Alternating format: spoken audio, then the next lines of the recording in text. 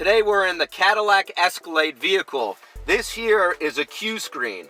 Now many of you who have Cadillacs will experience or have experienced issues with your Q screen.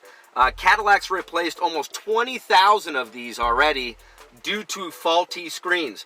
You may experience a black screen, it just won't turn on at all.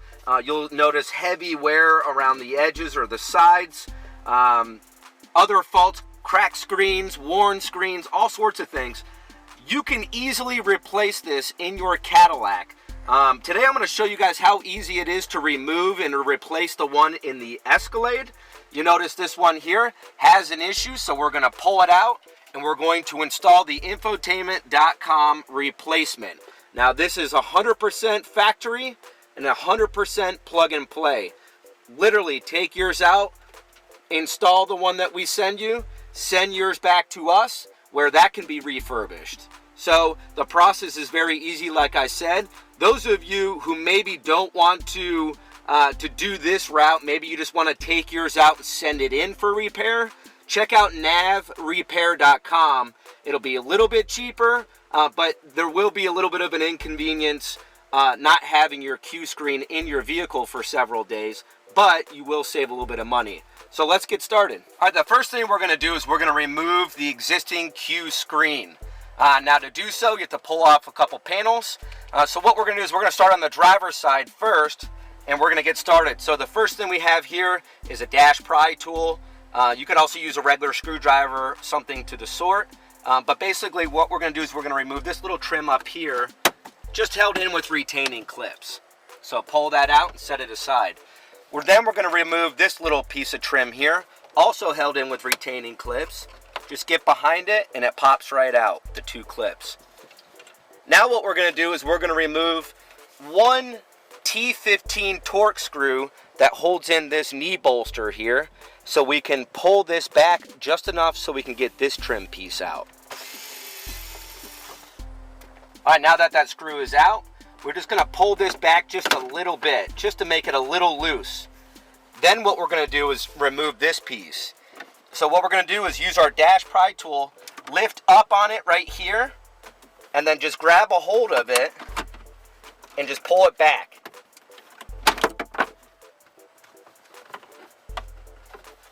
And set it aside. All right, now we're going to remove this trim right here. Same thing, just held in with retaining clips. Just comes right out. Very easy to do, guys. Then use your tool, stick it up under here, just wedge it just a little bit, and then pull it back. Next thing we're going to do is we're going to remove this little shield that goes around your center stack here, your Q screen. Just held in with retaining clips as well. So what we're going to do is we're going to go ahead and open the lower part of the Q screen, and then we're just going to pop this out of place. Again, very easy, guys. You're not going to break anything. It's just held in with retaining clips. Most of these parts are. You'll notice just around the perimeter, the clips. It did pull out the connector too, which is great.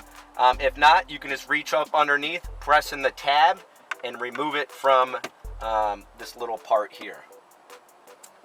All right, now what we're going to do is we're going to remove these two 7mm screws here and slide our CD player out. Now, I like to use a little cloth or a towel just because you don't want to mar or scratch up your console here. So I'm just going to go ahead and stick this up underneath.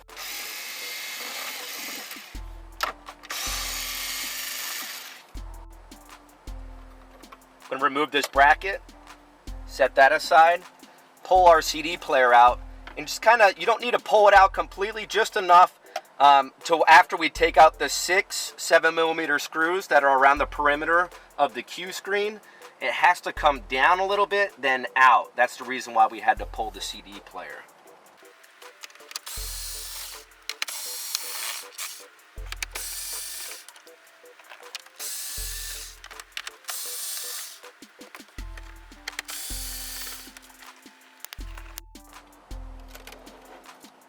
Now what we're going to do is we're just going to pull the Q screen out and just disconnect all the connectors. It's as easy as that.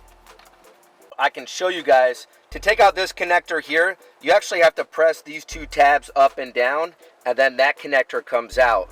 The two connectors on the side, there's a little tab you have to press inward and then pull it out. This one over here, same thing. Press the little tab inward towards the connector and that pulls out as well. Then just remove the 4 T15 screws here. Then these brackets slide back.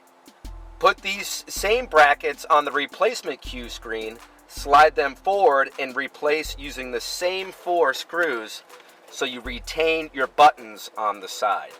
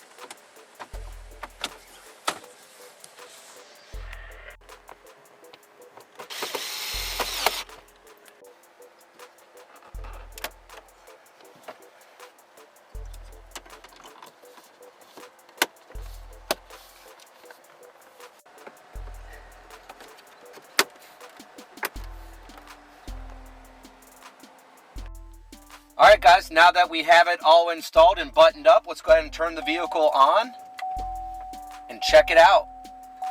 Right away you notice the screen comes up. It's no longer a black screen. And we have full functionality